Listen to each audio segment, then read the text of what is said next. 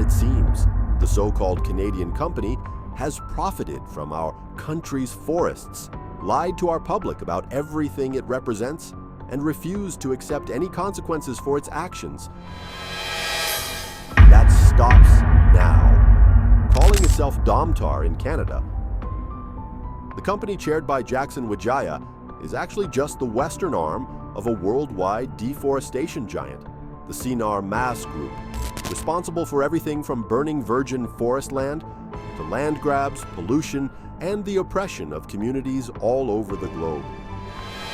In Southeast Asia, where the group was founded by a Chinese immigrant, Ika Wijaja, they have been responsible for the destruction of over 1 million hectares of forest, often using slash and burn techniques, which cause hundreds of deaths in local communities who have nowhere to run from the toxic smoke. Endangered species have also been put in their crosshairs, leading them to the brink of extinction wherever Sinar Mas sets up their palm oil empire. In Liberia, they have amplified their operations by targeting local communities and persecuting their representatives, like Alfred Brownell, a lawyer who dared to oppose their reign of terror and had to go into exile to save his own life after protesting against the destruction of 200,000 hectares of forest in Liberia alone, driving the people away and the animals extinct. And when they are caught, they simply lie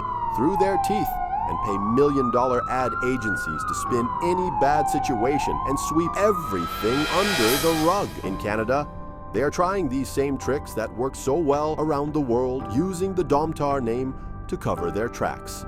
If we don't do something about it, they might just succeed. It all began in 2007 when they quietly entered the Canadian market by acquiring a paper mill. Since then, their control has expanded dramatically, culminating in the purchase of Resolute Forest Products. Today, they manage 22 million hectares of Canadian forest land, an asset that belongs to the people of Canada.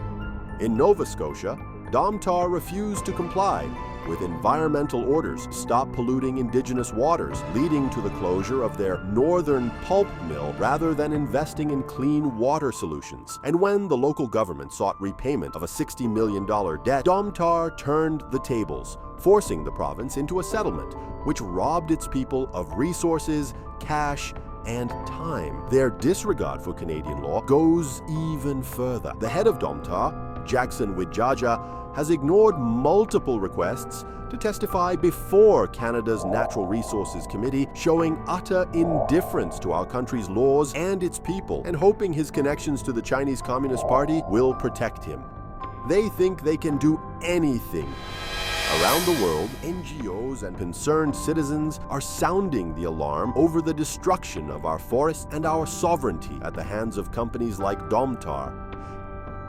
It's time we hold companies like these accountable for their actions. Our forests, our communities, and our future depend on it.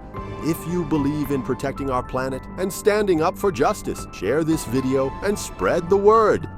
Enough is enough. We must take down Domtar.